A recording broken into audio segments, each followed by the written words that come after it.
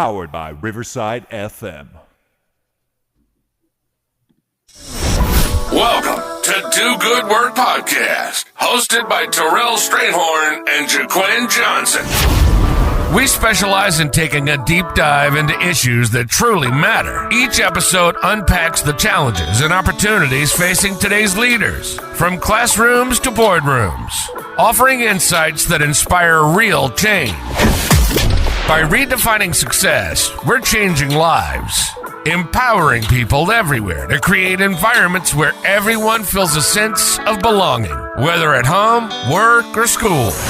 So hey, sit back, relax, grab your favorite beverage, and join us as we explore the issues shaping our futures, one meaningful conversation at a time. Let's go!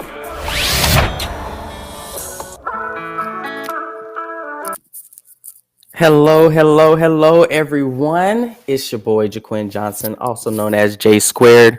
It's good being here with you all. We appreciate you joining us today for what seems to be a tremendous topic that we will cover.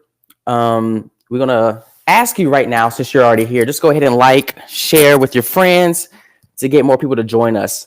Before we get started, T, I see that you have on I call a puffer. I have one on too, but others call it a parka. Where are you right now?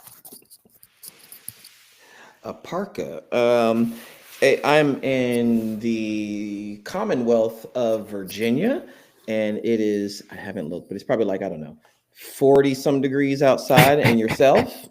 That's a no for me. I'm in East Tennessee, Johnson City to be exact. And it's probably, I haven't looked myself, but it's probably 25 to 30 degrees. Don't fact check me because that's probably wrong, but it feels extremely cold here.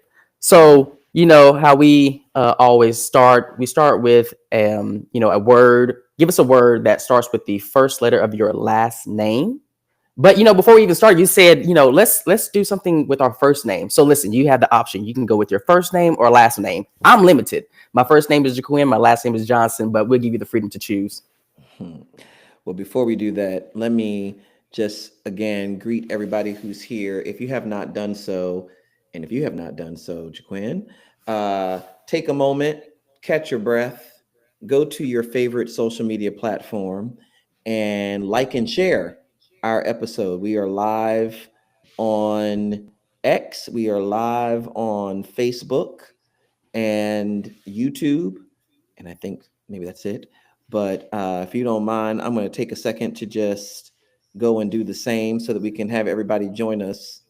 We're getting addicted to these numbers. Y'all are so kind. Absolutely.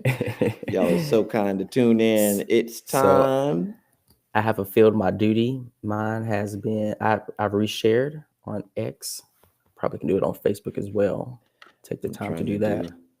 Facebook as it is. One day. So many platforms. Yeah, one day we'll be famous, or not famous. That's not the goal, but one day we'll have some folks who can take care of this for us. If anybody's out there and you say, you know what, why don't y'all focus on the show while we help you by liking, resharing? We are happy to receive those resumes and applications. Please hit us up.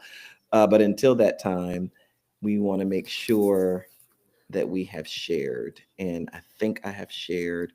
Only thing is, I never share on LinkedIn really well, but see if I can get anything on LinkedIn at all. But all right, so here we are. It is showtime at the Spotify. And I would say for me, it has been a very steady week. Start of the week, I've been a couple places to speak this week. Gave a distinguished lecture at the University of Maryland. I guess if I'm going to shout them out, I should shout everybody out. But been to, University of Maryland. Been to ASH for a moment. Shout out to the Association for the Study of Higher Education, and certainly to the Florida Atlantic University. I promised that I was going to do this. The Florida Atlantic University doctoral program in higher education. Our good friend and colleague, Dr. Deborah Floyd, who hosted a wonderful dinner for her doctoral students and gave me an opportunity to mentor several of them.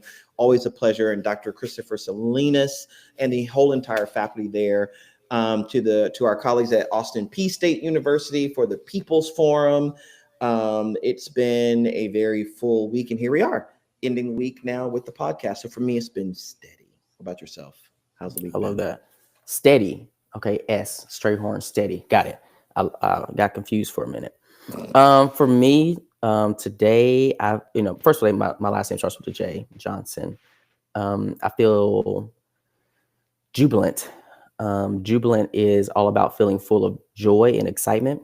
And that perfectly captures my energy as we dive into a topic we talk about very often. And it's finally made its way to the podcast. So we're talking about, again, doctoral student success. And I know that you have some stats on that. Share it with us.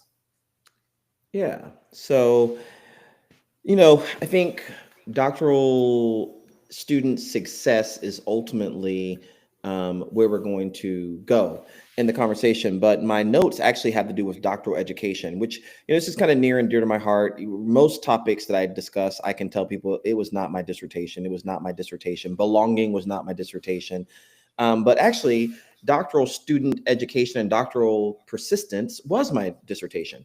I did a secondary data analysis looking at graduate student persistence. And here's what we know is that still today, only about 1%, now that's inching toward 2, but only about 1% of the US population holds a doctoral degree. So for those who are listening in our audience and those who will share, who have doctorates, I think it's always important to remember that that is not the mass of men and women, people out there. Lots of our friends have doctoral degrees, and lots of the people who we hang out with may have doctoral degrees, but most people do not have that level of education. And that's not to look down our nose at people. That's to understand, one, that there's a whole lot more access, and we're going to get to this in tonight's episode, that needs to happen for graduate education, but also the responsibility that I think falls to all of us who have graduate degrees, whether it's a master's or a doctorate. Tonight, we're going to be talking about doctorates. And interestingly enough, there are slightly more men than women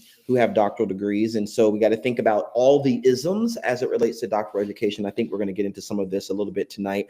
There are multiple kinds of doctorates. We won't get into all of these, but, for those who are listening, likely you're familiar with the PhD, the EDD, the PsyD, the DBA, that's a Doctor of Business Administration. So there are lots of doctorates out there, lots of different kinds of degrees. And then there are lots of reasons why people might want to get a doctorate. Chief among them being, one, it is a marker of some deep understanding and mastery of a specific subject. So there's a subject matter expertise that I think is undeniable with earning a doctorate. There are enhanced job prospects and career opportunities, higher earning potentials that, generally speaking, people have estimated that people who hold a doctoral degree will earn upwards of $2 million more per lifetime in their lifetime than a person who does not have a doctorate. But probably the parts that resonate really powerfully with our mission and vision here at Do Good Work is the opportunity to contribute to knowledge, the opportunity to make a significant contribution to knowledge, to a body, a particular field, and then also the opportunity to really grow personally, professionally, and to develop others. A couple of stats, and I'll stop, toss it over to you, Jaquin. Doctoral degree holders are more likely to be employed. There are about, of all of the doctoral degrees that are awarded, many of them are in social science fields like education and psychology, as well as quite a few that are in law and legal studies. But almost half of graduates earning doctoral degrees actually major in STEM, science, technology, engineering, and math. And so I had mentioned to Jaquin before our episode tonight that I hope we can get into that and talk a little bit about it. For those who are thinking, I get this all the time with my doctoral advisees across institutions, that I'm too old for this, I'm too old for this. The average age or the median age of doctoral recipients in 2020 was 35. So, I remember I was in my mid 20s, and then people were saying, like, you're too young, you're too young, you're too young. You're never too young, you're never too old. The doctoral degree is always available. The most common doctorate awarded in 2020, for all who think they want to look down their nose at people, the most common doctorate is actually the PhD. And we're going to talk about that, the difference between the EDDs and the PhDs, I hope. And then lastly, Um, Almost 20% of PhD earners say that neither of their parents actually went beyond a high school diploma. So there is this new phenomenon. You've seen some pieces probably about it in the literature about being first generation doctoral student, meaning you're the first in your family to go on to doctoral education. And that is increasingly true for large segments of our population when, almost a quarter of PhD earners have parents with no college education at all. All right, I'll stop there. Toss it over. Let's get this conversation started. Man, that's really good insight. I think one thing that I picked up on is that there's 1% of the U.S. population holding a doctoral degree. That's pretty telling. As a doc student, and others can probably confirm what I'm going to say, is that there are many academic and emotional challenges through the program, throughout your program. As I was reading today to prepare for this episode, I came across several articles that share that nearly half of doctoral students report experiencing burnout at some point during their doctoral program. And, some of our listeners today are probably doctoral advisors. And I want you to think about the last time you checked in with your student.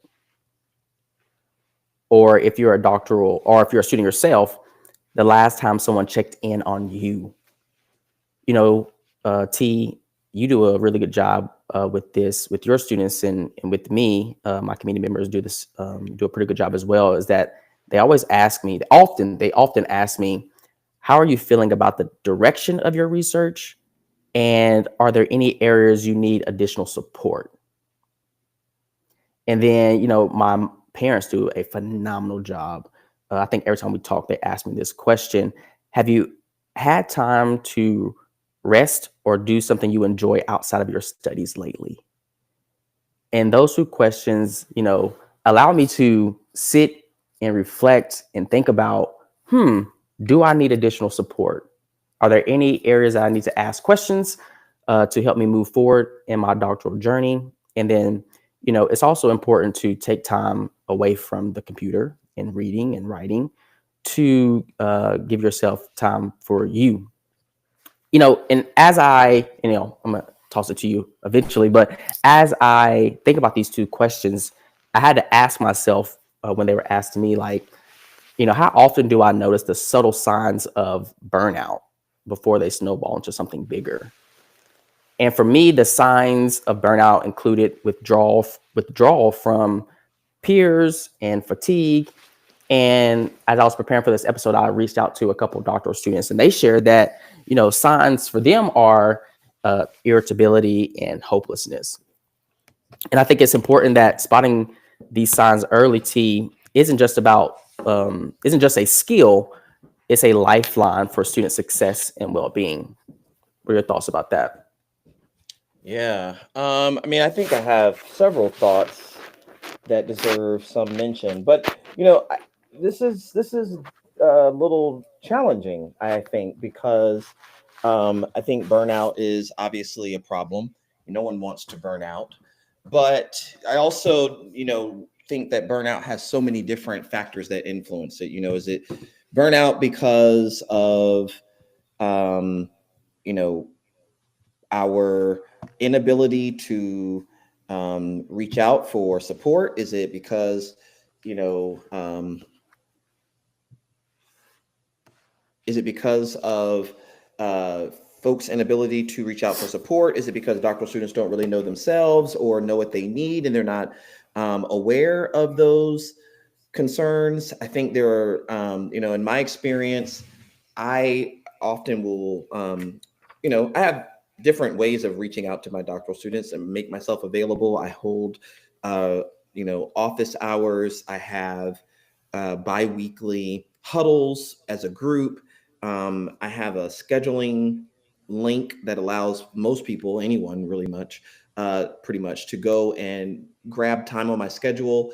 And, but even if I meet with a student, I won't know, how you're doing or how you're feeling about something unless you tell me. And so I have had times where, I thought something was going well. I thought some concepts and some information was sticking. I thought a student felt really in command of their project and their work, and then only to learn a few weeks later that they were not. And sometimes I learn because I realize in their writing, this is a person who is sort of guessing at what they're doing, or I learn because they then, as you said, sort of fall apart, and then they share with me what they could have shared a month before. I guess my point is this, that we all have roles to play. And to every advisor who certainly is out there, I know that even when you make yourself available, sometimes students don't avail themselves of the support that's there. Sometimes they are, and we may get to this, but I know sometimes it's uncomfortable for students to admit they don't know something. And I just want to level that for a moment, Jaquin. One is, if you're a student, particularly, if you look up the definition of the word student, it has a whole definition that implies you are in position to acquire information. You're not expected to know it all. So I find it, sometimes surprising how many students are afraid to admit they don't know, or are afraid to admit that they're unsure, or are afraid to admit that they didn't read it, or that they don't know how to even approach a certain task or project. And I think in order for us to get where we're trying to go, and that is ultimately to make sure everyone's successful in their doctoral programs, we have to let down those guards. We have to, detach our identity and self-worth from this notion of, I'm only worthy of being a doctoral student if I know it all. You're actually worthy of being a doctoral student, period. And the moment you can admit that you don't know it all, now you're really worthy of the doctoral degree. Because once you get that doctoral degree, if you don't, get anything, you're going to get the opportunity to tell a lot of people, I don't know everything, but you do know some things. And so I think that that's also part of the burnout is, imposter syndrome and putting on and pretending and trying to, we talk about this a lot. I was just talking to one of my good friends about this today. I'm going to call it sound smart. People like to sound smart, and they'll say things like, the purpose of this study is to deeply and powerfully uncover and interrogate the fundamental purposes of why student retention and student success. I don't know what it is. And I'm like, what in the world is all of this? What are all these words? And why are all these phrases? And I get it, to someone that's to sound smart. But I'm learning, and I will stop on this point. I'm learning more and more and more and more each day, especially for those who, there are people texting. Oh, bless your heart. There are doctoral students who are listening. Yes, we're talking about y'all. But listen, I'm learning more and more, and probably Jaquin sees this more than most people because we work together, but simple is the way to go. If you can just make it simple, the purpose of the study was to analyze data, period. And then let's build upon that. It's a much better way to go. But I mean, again, to your point about burnout, and the point to me about burnout is problematic, but burnout is not the problem. Dropout is the real problem. It's like burnout is a predecessor. It leads to, right, dropping out. Mm-hmm. So, and part of doctoral education is about burning. You're gonna have to burn the midnight oil. You're gonna have to, like I've told lots of people my story. I know that one of my mentors, Dr. Melvin C. Terrell, probably is listening right now. He's told me his story about if you are trying to finish a doctorate and you have not had a moment where you have probably pushed it, stayed up all night working, if you have not had to go stay with somebody, stay in their basement, focus, pull away from all of the distractions, you haven't hit the apex of your doctoral training. Everybody who has a doctoral degree's got a story of a time where they had to say no to a birthday party, say no to Thanksgiving dinner, say no to a Christmas break, and really, or whatever holidays that might be out there, and really hunker down and focus to get this thing done. Done dissertation is a good dissertation, but they don't get done on themselves. What else you want to add to that, Frank? Yeah, that's really good points. I think that you share a lot. I want to touch on probably two of them. One is, listen, and also I want a disclaimer. Listen, doctoral students, I'm a doc student. I'm speaking to myself when I share anything on this podcast tonight. Okay, I'm not above you. This is something that I am also going through at this time. So the first thing I want to share is we must understand that none of us can do it alone. We are not expected to do it alone. We're not expected to come into our doctoral training and think we know it all. The second thing is, one of the biggest lessons I've learned is that as a student, my chair, my committee members, and faculty that have taught me throughout the program are not mind readers. So if we don't communicate our needs, goals, and challenges, it's hard for them to help us. Conversations with your advisor, mentor, chair, or committee members is a two-way street, right? So you can ask questions, come prepared with updates on your progress and specific areas where you need support. For example, I did this at one point. I know several doctoral friends that do this with me. I probably do it with them. Is that when people ask you like, how is it going? Quickly just share that I did this. Go ahead. Live show. I'm sorry. For example, I say, I'm struggling. I said that I'm struggling. And that's so broad and vague. Rather than just, speaking, just I'm struggling, say, I'm finding it hard to balance writing my dissertation with personal responsibilities to have, do you have any strategies for time management? And, specific questions help faculty or your chair or your mentors give you advice that's actionable. I think that, a lot of times we're afraid to share, our struggles because we don't want to be judged or be seen as incompetent or that, we're not smarter than anyone else. And, we'll eventually get to imposter syndrome and what that is. But I think it is very important to understand that, reframe your mind and thoughts like, you don't know it all. And that is okay. I think honestly, I think that's expected. Mm-hmm. Yeah, I mean, I think that one of the things that we have to talk about is for there to, doctoral education is difficult. It's designed by definition to be that way, that it's not going to be easy. Here's the other thing is, and I think this is why we're seeing the kind of stats we have seen in the past. And I don't know if we've said this yet, but 50% of doctoral students drop out is the stat that is published and circulated. 50% of doctoral students do not finish their degree. Now, while that may be the case, or while that may be what people write and say about doctoral students, it is the case that the onus can't be placed on students, right? So, and this is where I think I was saying to Jaquin before we started, is like, I think podcasts are great when you have like an argument or a point, meaning not fight argument, but like you have a point. Here's what one of my points. And my point is this: student success is not the sole responsibility of students and their families. Certainly they have a role to play. And I don't care if we're talking about K-12, kindergarten, master's degree, doctoral degree.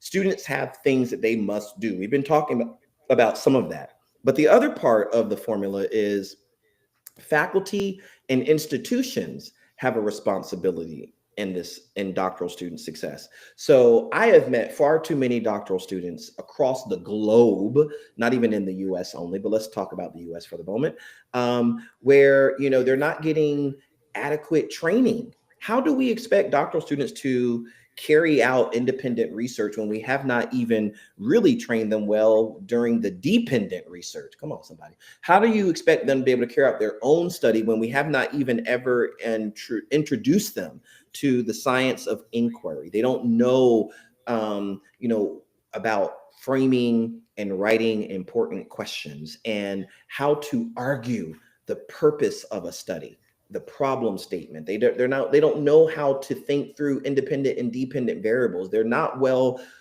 trained and have very, very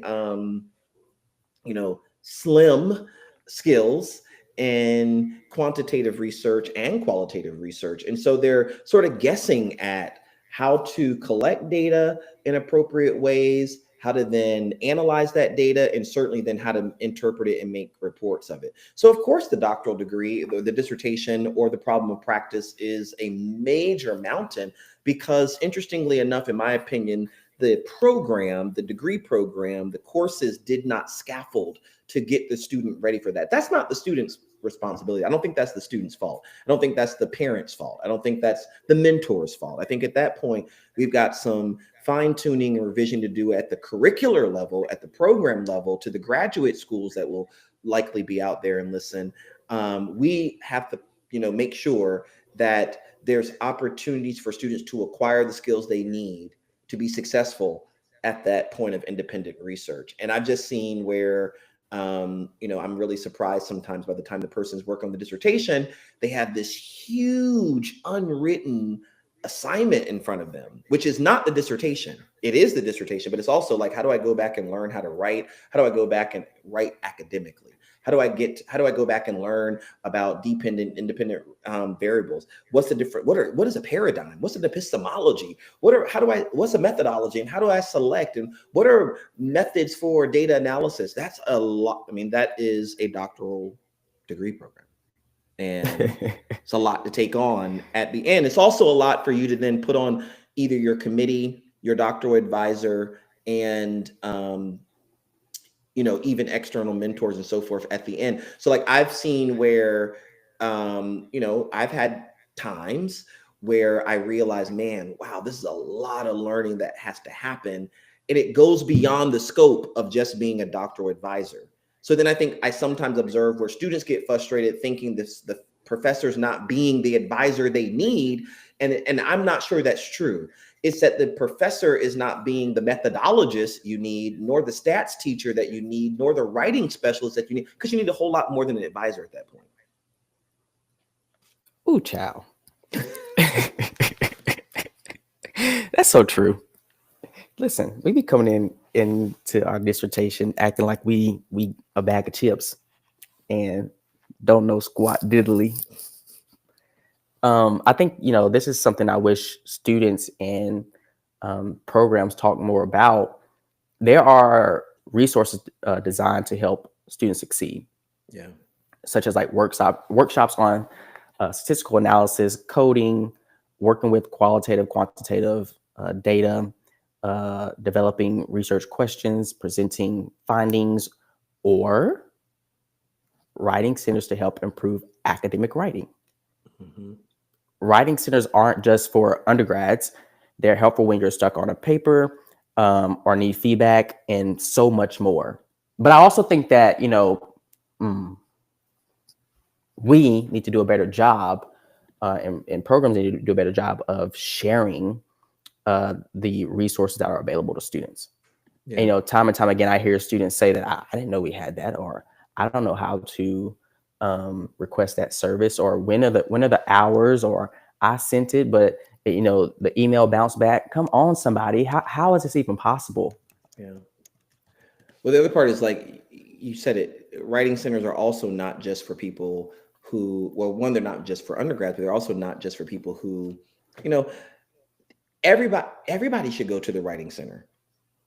Everyone can. I mean, we can all improve as writers, not for just people who struggle in writing. Writing centers can help you, outline. They can help you enhance your writing even further. They can give you other ideas about how to, just certain patterns in your writing. There are things that, and listen, there are things that I realize, anyone who's ever collaborated with me or been a student of mine knows me and the article, THE, are not friends. I don't need to see and if you can get around ever using it in a paper with me, you have my permission, because most people overuse it.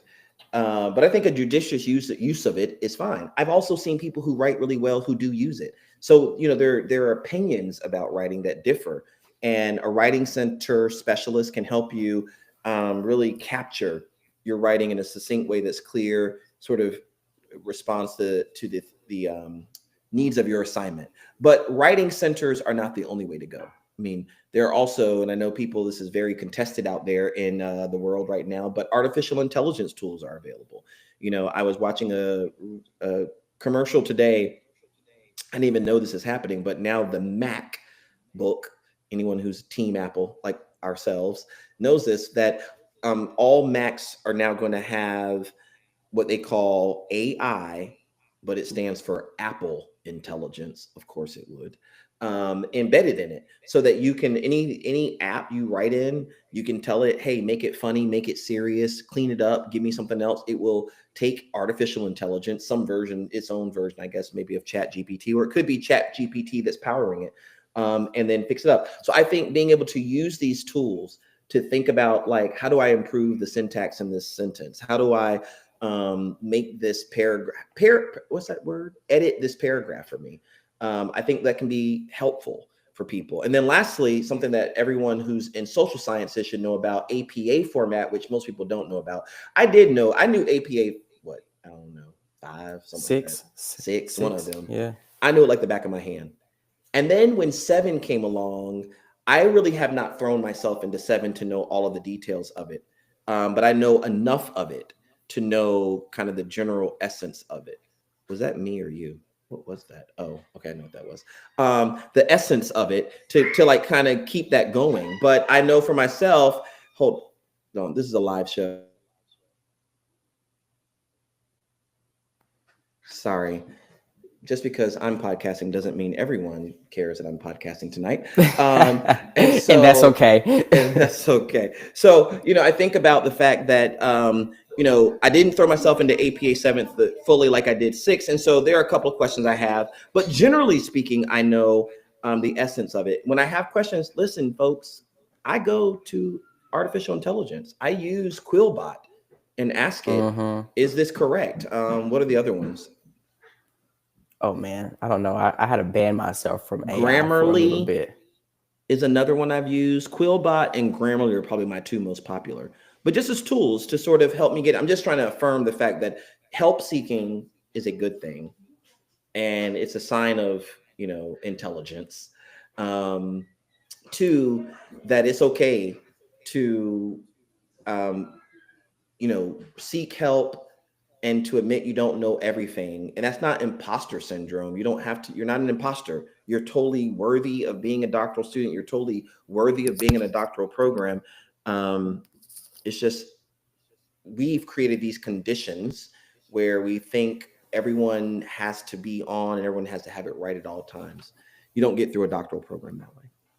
Yeah, I think that, you know, you make a good point about AI. Well, one, I want to say something about, and let's kind of talk about this.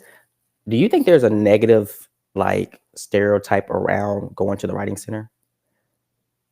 I think, you know, when I was in, you know, undergrad and master's and now my doctoral program, you know, there are many times where people, I've seen many students that would come to me after they meet with their advisor or chair, and they were like, they told me I had to go to the writing center.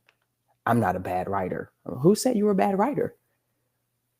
I mean, there's nothing wrong with going to the writing center.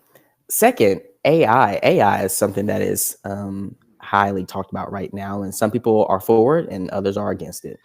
I am personally for it. I know you are as well, because you just shared with the people, but you know, there is a way to use it.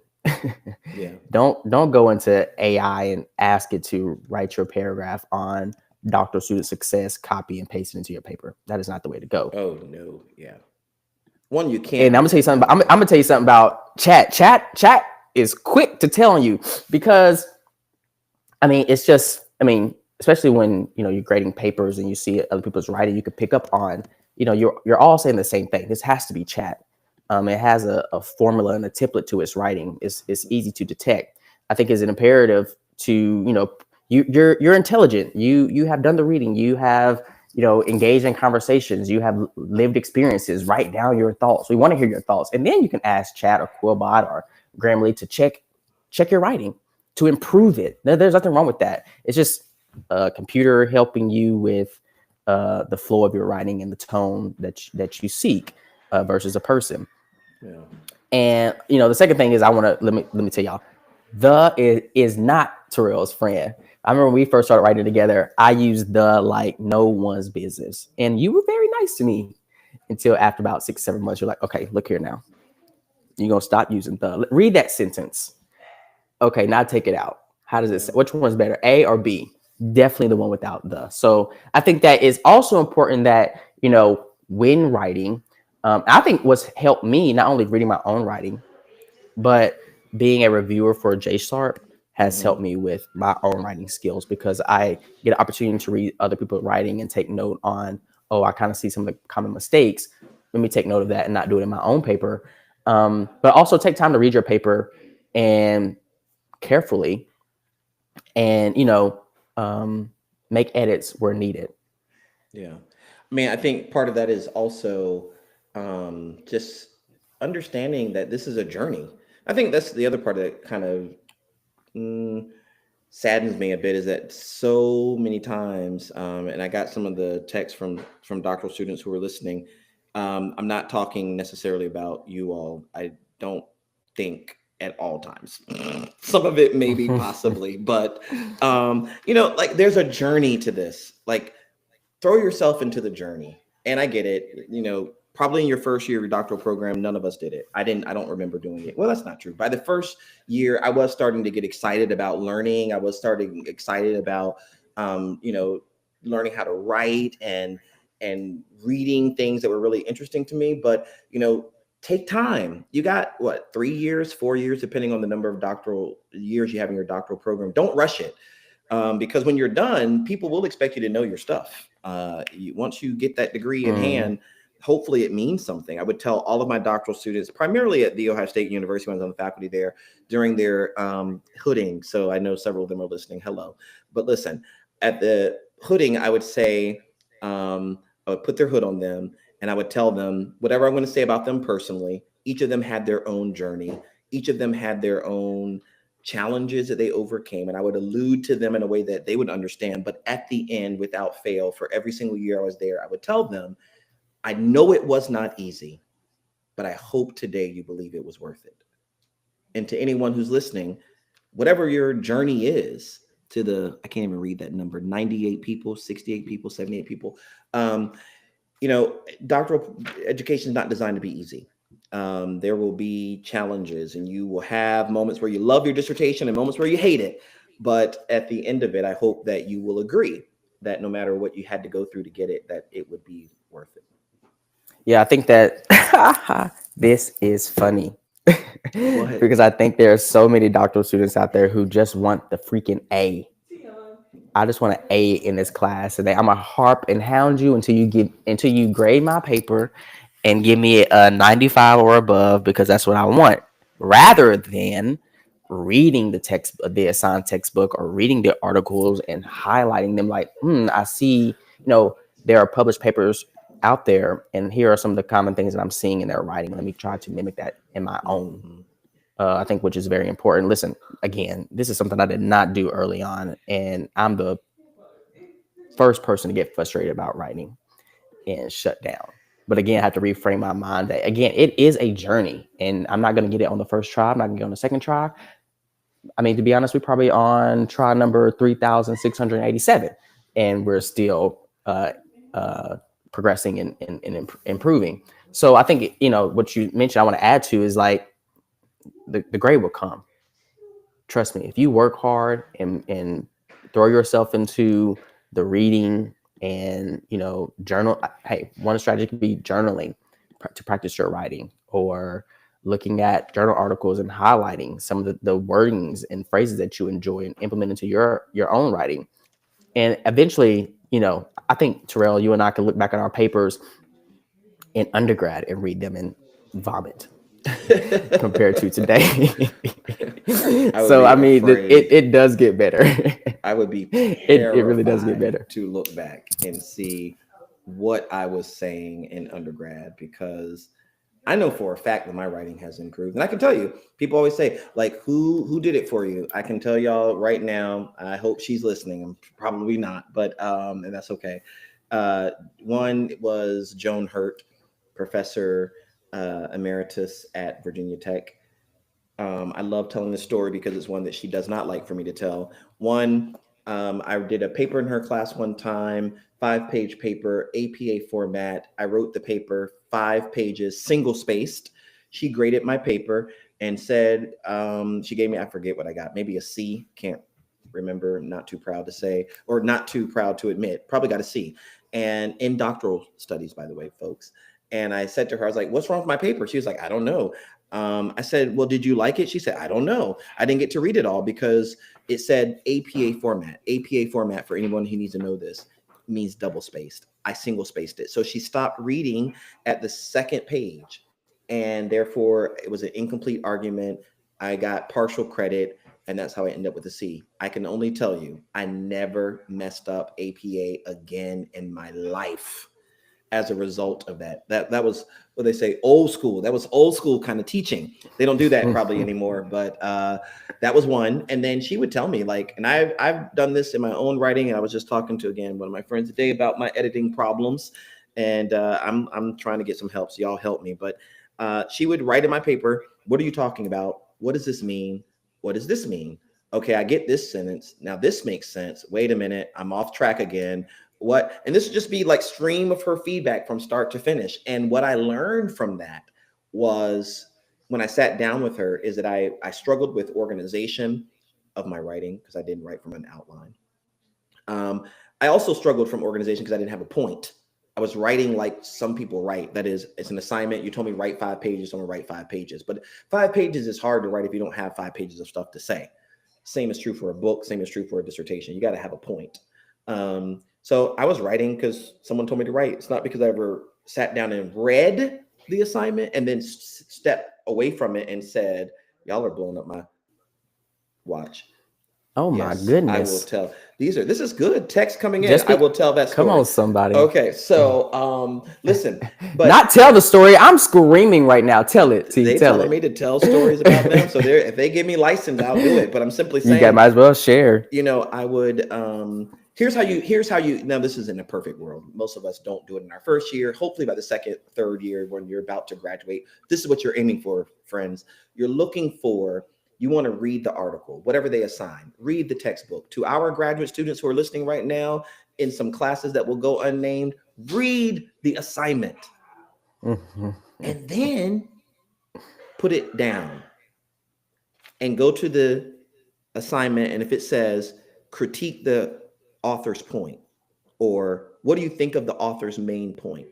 Or write a reflection piece about the paper, then you ask yourself, okay, so what did I just read? And you write on your own paper in your own words what you remember from the reading. And then you layer it with, okay, so what are my thoughts about these points? What's my experience? What am I experiencing in my job or to the point that Jaquin did? Maybe you need to talk to somebody. If you're at home, ask your partner. If you're at church, ask your pastor. If you go for a walk, ask your neighbor. Hey, I'm reading this paper in my grad school. It's about blah, blah, blah. What are your thoughts about this? And then come back to your screen or your paper and incorporate, okay, this is what the author said, but this is what I'm thinking. And then you type it up and submit it. That's really the kind of integration and synthesis that marks a true not true, but a graduate student who's like sort of working on par on the level you expect.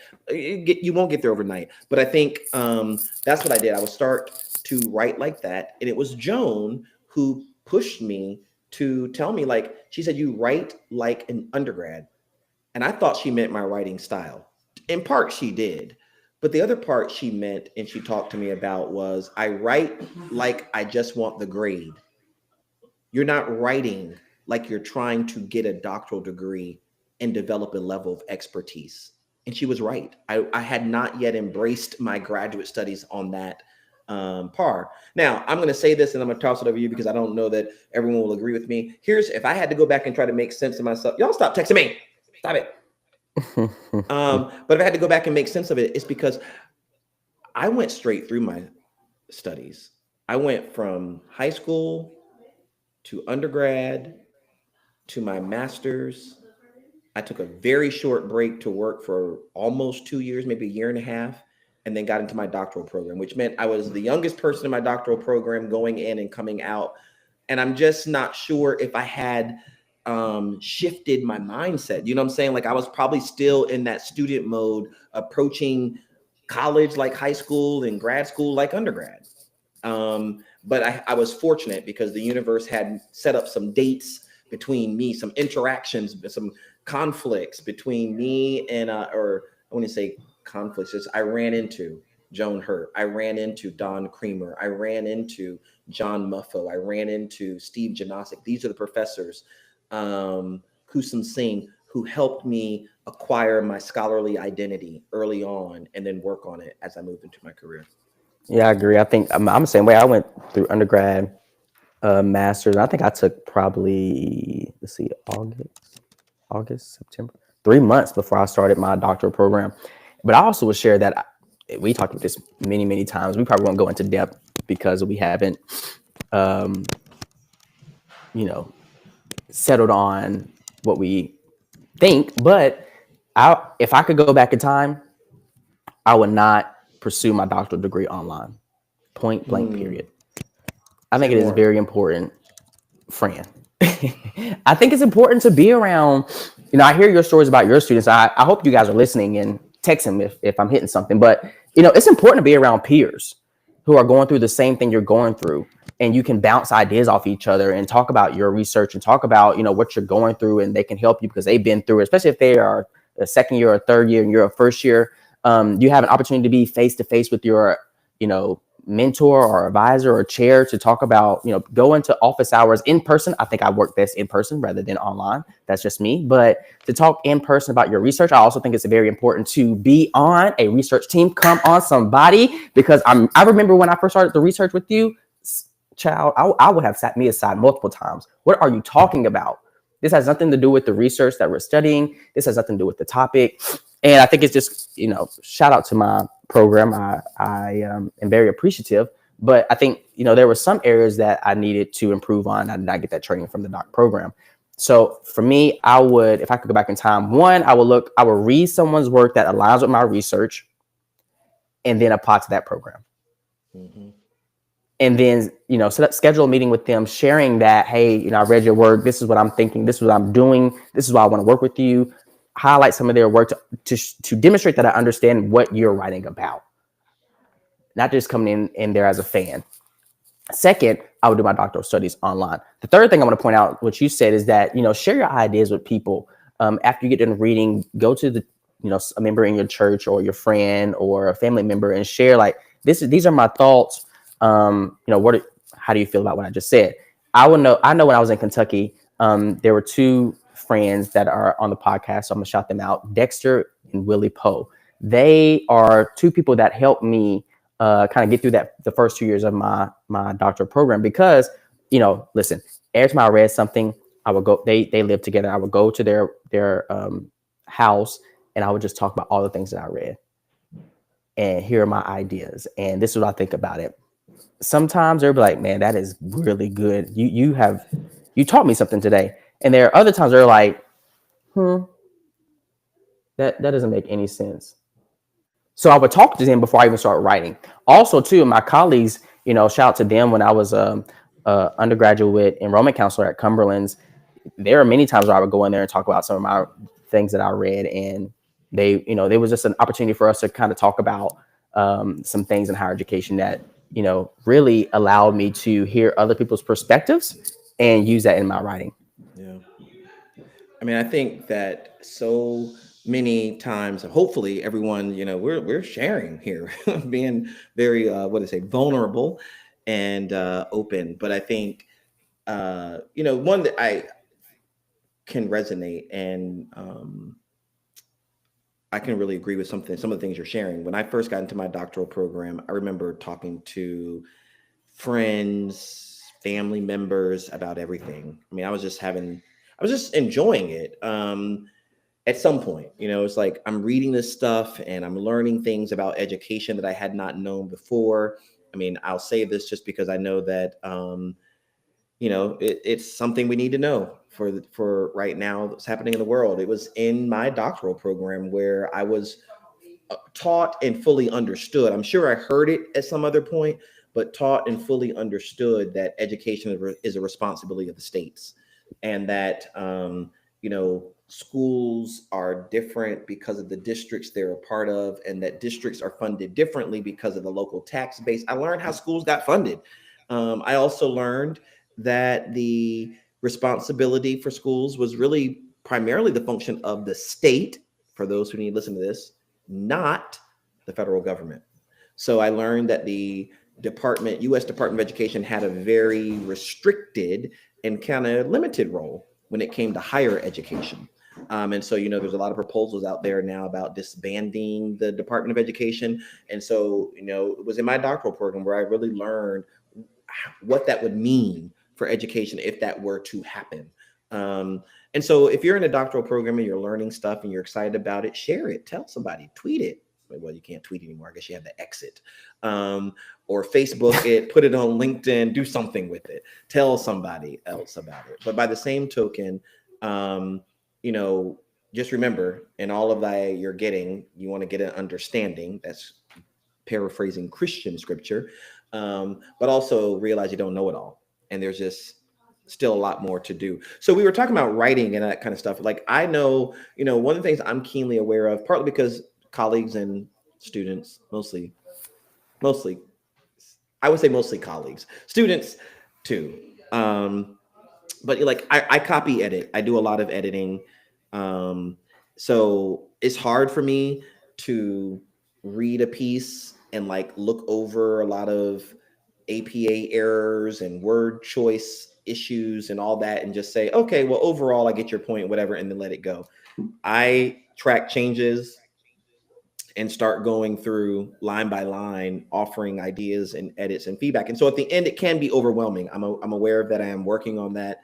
And I've got several projects now where I'm editing and I'm trying to just not be so heavy handed in it, but it is always coming from a place of care and improvement. So the one thing that one of my former students texted and said, tell the story, is there was a time where during his dissertation, they were all talking about my feedback, how much feedback I give. And so there are a couple things they did. There are a couple phrases I like, put a period, what does this mean? So I have a t-shirt that they all put together that has Strayhorn isms on the back of it. And it's the 10 things I said in all of their dissertations. And it was like, what does this mean? I'm confused. Put a period, whatever. So that was kind of funny. Yes, I've shared the story now. But the other part that I think was pretty telling was where they gave me like a chapter of their dissertation and they had 10 pages. And when I gave it back to them, because I'm not thinking about this, I'm tracking changes, I'm offering feedback, I'm linking to resources so they can then make the improvements. He says I gave him back double the pages.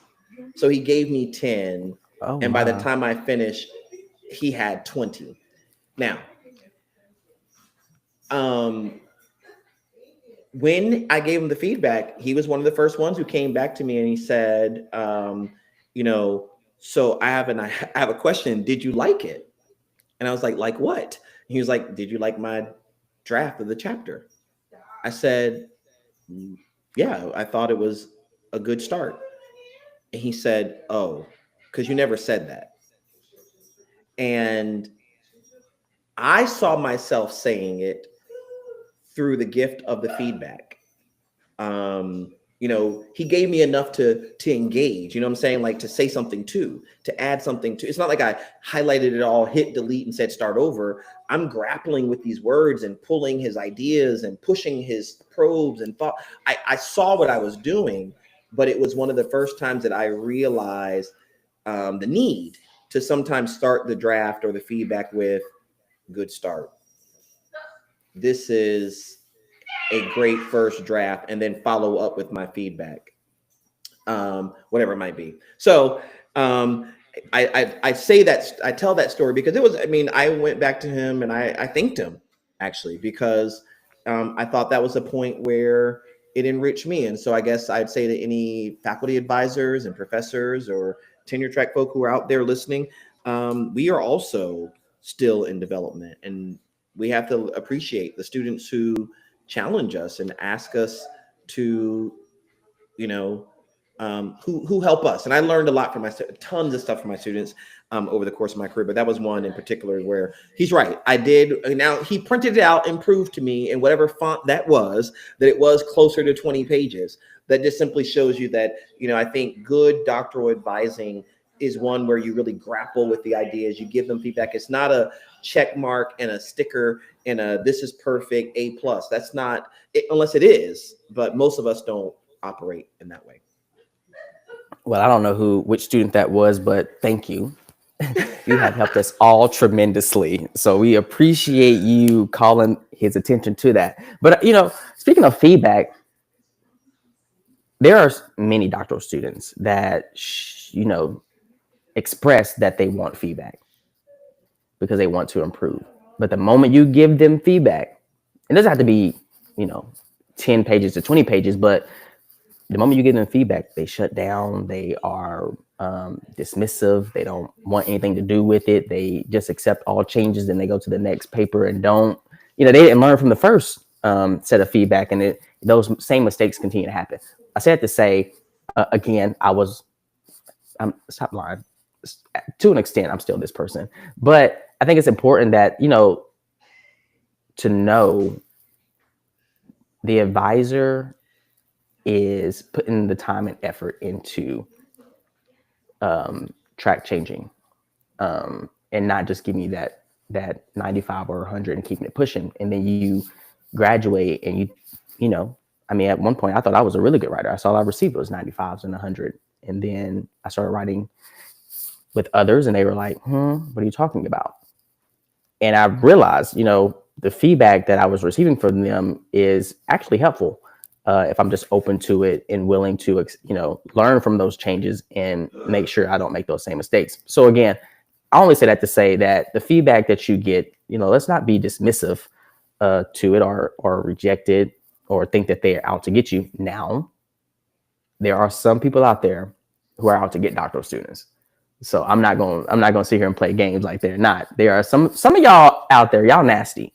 Y'all are nasty because you don't like the person you're working with, and that's not okay. But for the ones who are actually, you know, giving genuine feedback, I think that's something that you should be appreciative of. Yeah, well, to that point, I mean, there are people out there, and even if there are people out there who are probably just not helpful. And you know, I know that we have seen that quite a bit.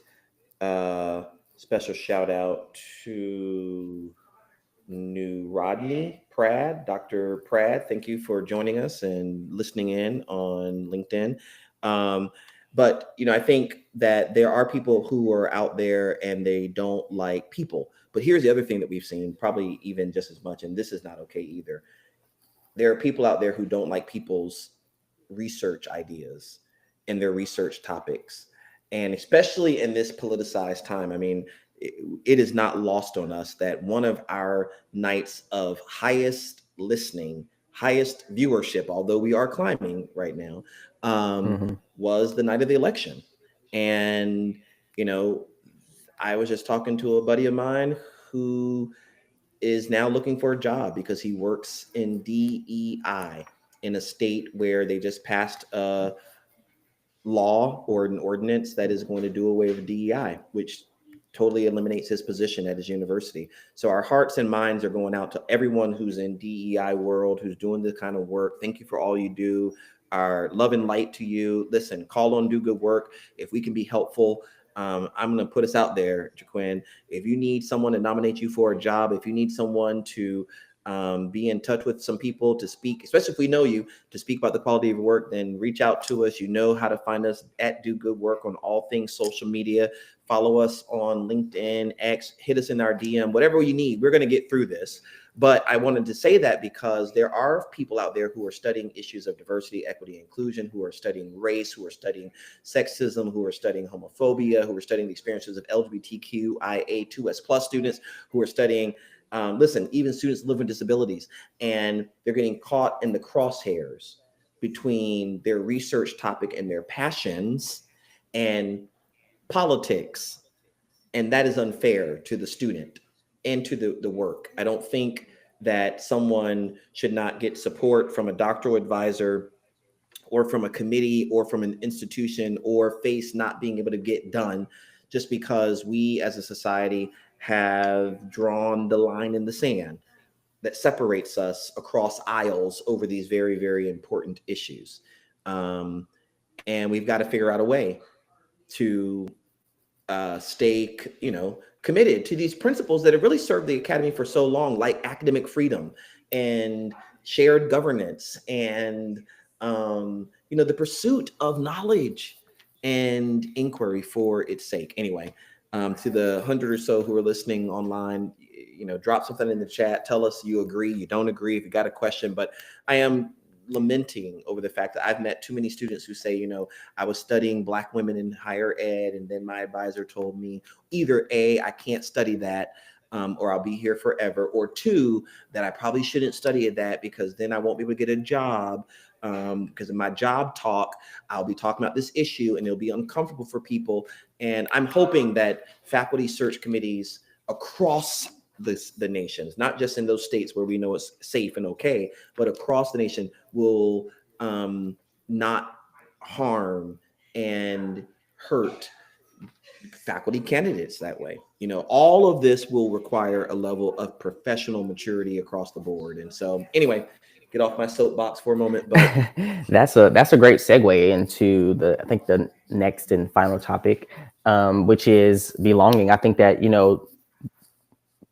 politics right now will shift dramatically, and a lot of our research is probably in jeopardy. But your research topic and ideas and thoughts are important, and they do belong in the space. And we know, belonging isn't just a nice feeling. It's essential for thriving as a student. And through our research, we know that when you feel like you belong, you're more likely to stay motivated, reach out for help when you need it, and see your value in academic spaces. So, what are some ways that, faculty, what are some things that faculty can do to help students feel a sense of belonging in the program? Yeah. There are a couple of things. I'll just sort of rattle off a few. In fact, one of the folks who text me, shout out to Dr. Marjorie Dorme Williams, who talked about her experience. It's funny. I've had probably a conversation with 3 or 4 of my former students today, which, is not uncommon, but they all, and most of these were on my team at Ohio State. They're, first of all, faculty advisors. You have to appreciate the fact that, doctoral students are people first. I know students, research associates, teaching assistants, but they're people first. So really paying attention to their humanity and their humanhood is an important part of this. I think, you've already named it, checking in with them, making sure that they have their basic needs met. I can't count the number of times I've had to take care. And when I say had to, I chose to, because I care about my students. But I mean, if they had a bill that was not being met, I'm trying to figure out how to get a bill paid or even how to pay a bill. Because I know that can weigh on a person and that bandwidth that is directed toward that is time taken away from the research and the projects we're working on. I've had doctoral students who had kids and needed me to be a babysitter, or they needed to bring their children to our research team. So our research team became family friendly well before that was a thing to be talked about, but because my students needed it. I think co-creating a space where they can be themselves, they can be honest, they can be vulnerable. I've often, made myself available to my students to talk about their research, about their coursework, about life. And then not only that, but I tried to model that so that they were able to see that, I'm not a machine, I'm a person. I've got complications to life.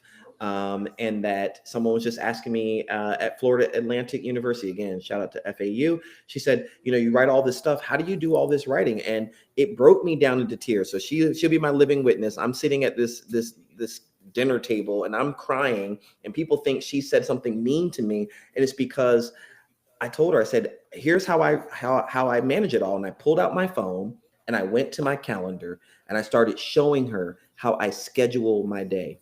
Well, what she now knows that she didn't know then was the reason why I started tearing up and broke down is because that's exactly what my doctoral advisor did to me. That there was a point when I was working with my doctoral advisor, Don, I said to him, Don said, Terrell, you should be a professor. I was like, be a professor? What would I do as a professor? Teach? And he said, well, you'll teach and you'll do research and you'll do this and you'll give keynotes. And I said, keynotes? What's a keynote? I didn't know what a keynote was. And I mean, it's so interesting because if I know nothing now, I know what a keynote is. I said, I didn't know what a keynote is. And he took out his phone and he showed me his calendar and walked me through weeks of his life. And that's how I got to figure out what a professor does. So here it is, years later, I'm now doing that for a student in Florida. And I think that's how you start to foster that sense of belonging. Is it's not going to happen on the chalkboard all the time. Sometimes you're going to have to pull out your cell phone and pull out your calendar. We're going to have to be vulnerable. We're going to have to share. You're going to have to see and recognize them as humans. You may have to go out of your way to help them solve problems that are not even your own. You have to, it's a lot of motivation, a lot of coaching, a lot of mentoring. It is a lot of patience. You're going to have to forgive a lot more than you hold people accountable. It is about accountability. As one of my students was saying to me today, I was talking to him about some frustrations I've been having. And they said, you never let us off the hook at Ohio State. You never let us off the hook. And they called it chi. You stood your ground. And I'm glad you did, because look at me now as a professor, and all of them are professors. I've got a student who just announced he's now an AVP. Shout out to James DeVita. But holding them accountable is part of it.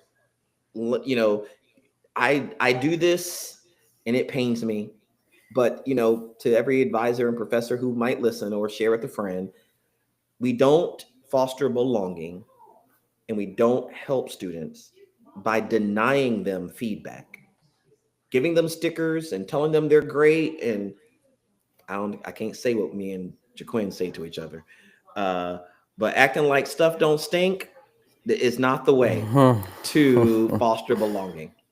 No, you have to grin and bear it. You have to give the feedback and understand that it might mean that they walk out of your office and don't want to talk to you that day. It may mean that they, go around the research team, groping. Whoa. What's that word? Moping about, moping about the fact that, they got some bad feedback, or they feel like you're, don't like their ideas. And, fortunately, I've always had people on my team who I truly, truly, truly trusted 1000%, 10 toes down before 10 toes down was a thing. And I knew that if someone went around them moping, they would redirect that energy and help them understand it's coming from the right place. It's coming from a good place. May not like it today, but you're going to appreciate it tomorrow. And it's the only way that you end up having folks on the faculty at Missouri, at the Ohio State, at USC, at North Florida, in Ohio. Special shout out to Leroy. I mean, there's so many, working for MDRC, Marjorie, the list goes on and on and on. But it can't happen without discipline. And discipline doesn't get developed without some difficulty. I mean, if you've ever worked out in the gym, you don't get nice abs without some pain. And the pain is not just for the person. I'm speaking to a lot of the advisors and the faculty. The pain is also for us, that, we have to give it even when we know it may not be received in the spirit in which it's intended, but that you're working on something. And so I appreciate the fact that I get to hear those words back from students periodically, because it does sustain me. What do you think, Jaquin, in terms of things that will help foster belonging?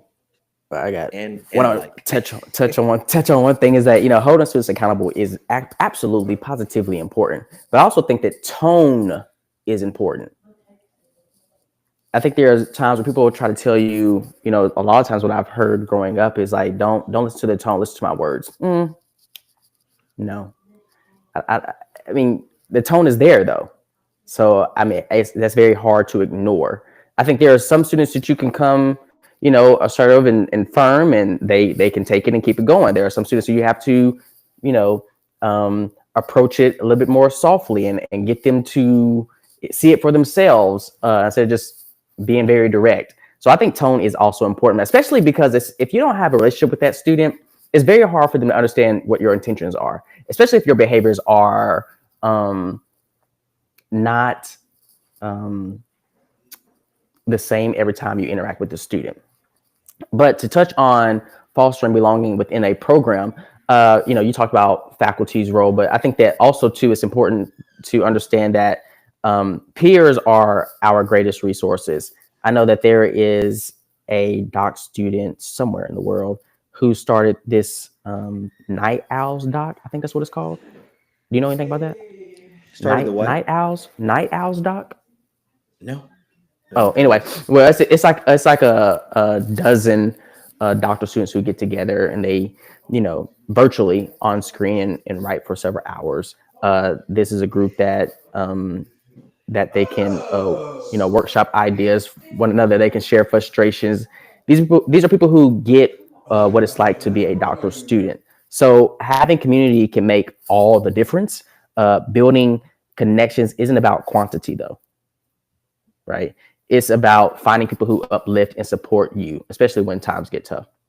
So I think that it's also important when you are in a doctoral program, find peers that are also, you know, in similar situations that you can be in community with them.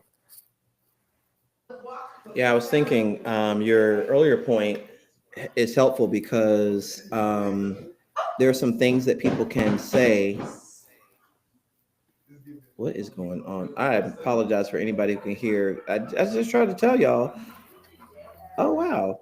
Got a comment in the chat. Sorry, want to put that out there for people. Yes, full story moment. But, you know, this is a live show. And so I don't know where you all get to record. Normally, I record in the privacy of my own home and go to my studio, which is where I'm going to be from now on. And so when I don't come visit, people should understand the reason why is because they don't know how to be quiet during a live show. But this is live. It's live. So people just being live in the background. But, you know, I've often talked to students who say, like, I had to meet with my advisor. I'm not really sure what should I cover. One thing that you just touched on that could be a good point of conversation between a doctoral student and their advisor is, you know, preferred ways of communication and how you like to receive feedback. Understanding, I mean, all feedback can't be moderated the exact same way, but, you know, it could be helpful to know for your doctoral advisors to know, like, do you prefer to meet one-on-one? Do you prefer to receive it in writing? Do you like to have writing and then, you know, meet and debrief about it or talk about it? I think about it this way, and I know that I've said it to a number of folks, the audience. Hold on a second. See, I should just, I'm gonna keep it real. Excuse me. I'm on a podcast. No, tell them be quiet. Podcast.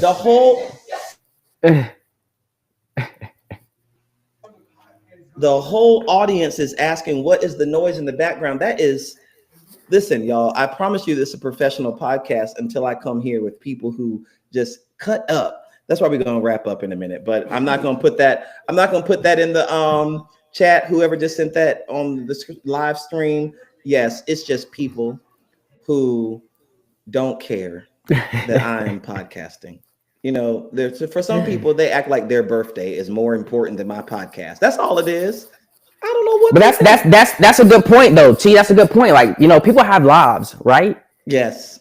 And there are days where, you know, normally you will be in your podcast, your studio session where it's quiet and you can podcast without noise in the background. I was the same way last week. I was in a space where you said, is that popcorn popping? No, it was the ice machine. But again, students have lives, faculty have lives, and it's not going to be perfect every single time. But again, these are humans. Understand that life changes. So I mean, it's a good point. I'm not bothered by it. And if I can build on that, I see these. Thank y'all for the laughing faces. I'm putting it on the screen because people need to see that we got an audience that has a sense of humor. but no, the real release and the real liberation in that, I shout out to my big brother in the academy. I love him to pieces. The one, the only Dr. Chris Emden.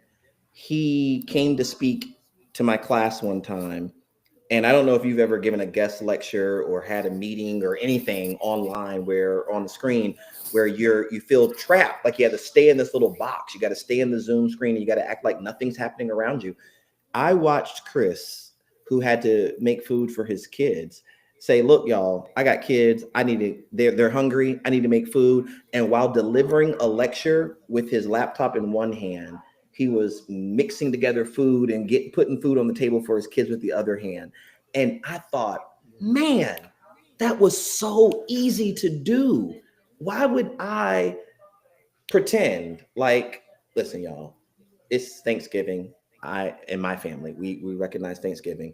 And that means that it is also getting close to the time of my daughter's birthday. So that's what you hear in the background, people who want to celebrate her birthday and who think that it is Happy birthday. Happy birthday. My podcast. So things happen. Let's get ready to wind down. We got a whole bunch of people in the listening audience who are listening to all this commotion, and we appreciate your patience. But listen, I think the takeaway for me, and I appreciate the person who said they never knew that story. It was a full circle moment.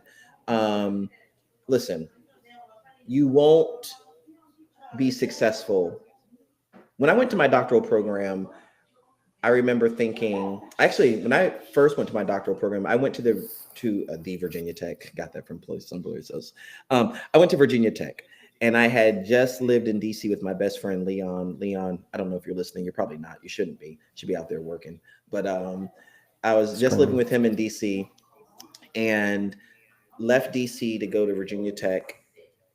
True story. I did not have an apartment when I first started my doctoral program. I stayed at, I think it's called the Red Something Inn. It's a hotel right there. Used to be adjacent to campus. And I got the hotel for the week. And on Friday, hopped in my car and went right on back to DC.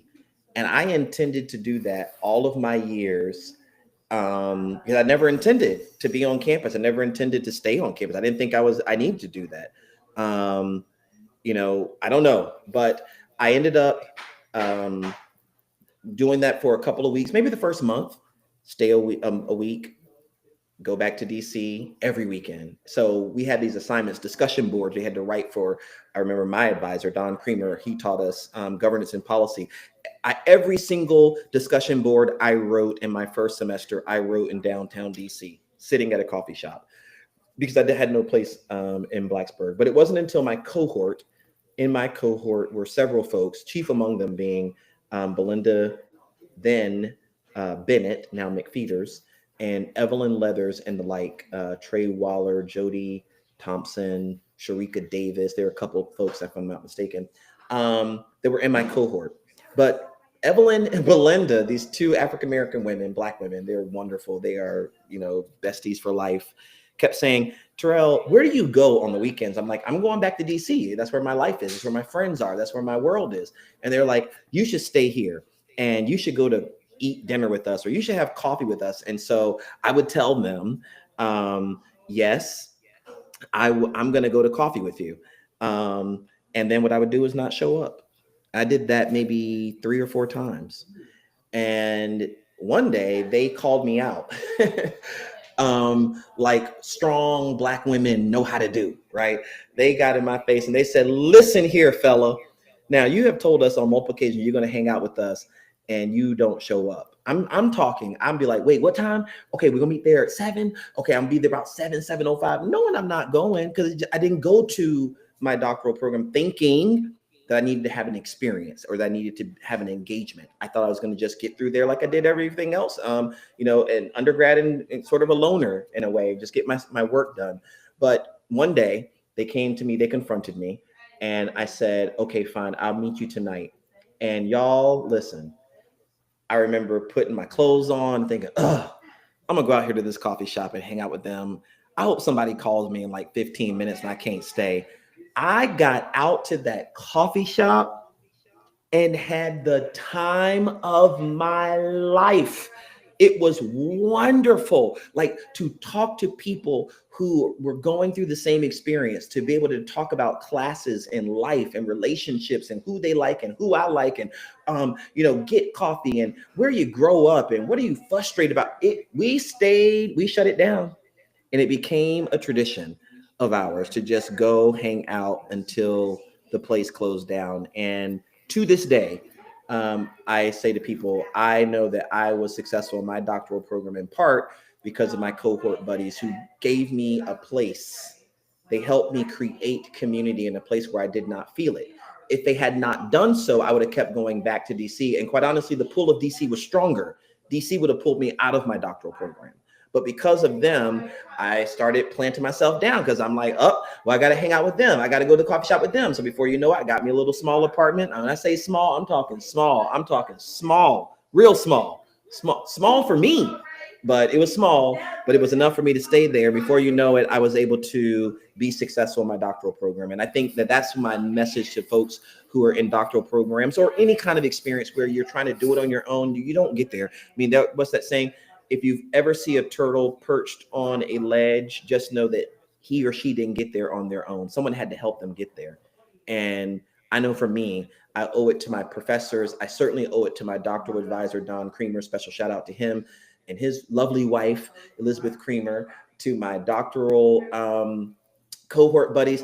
And someone who's listening, I'm just going to tell her, shout her out because I know she's listening and she knows she's another ride or die for me. But Dr. Tanya Sadler, Tanya was one who, as I started doing my dissertation and being a doctoral student, she was in a cohort. She went to Virginia Tech, but was in a cohort behind me. Tanya was a friend to me. Tanya, took care of my dog. And she hopefully will remember this. When I started my career, there is not a single paper that I published as an assistant professor at the University of Tennessee, Knoxville, that I did not read aloud first with my friend Tanya Sadler. Every single paper. I don't know if we were on the phone or if we were on the computer, and we read line for line. And that's how I copy edited before I submitted. And so I just wanted to tell people, like, you might look at the resume and say, oh my gosh, how do people do whatever they do? It's because of a lot of people, a lot of unsung heroes and sheroes. And that's what I would say.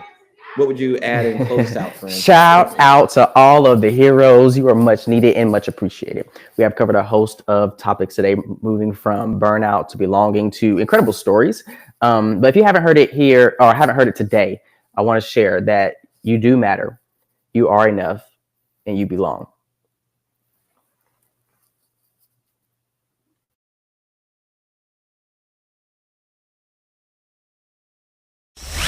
Thank you for tuning in to Do Good Work Podcast.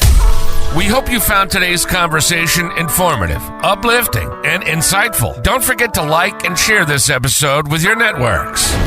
Follow us on social media at Do Good Work on X, formerly Twitter, for real-time updates, behind-the-scenes content, and so much more. Until next time, friends, don't be afraid to do something, but do something good. Do good work.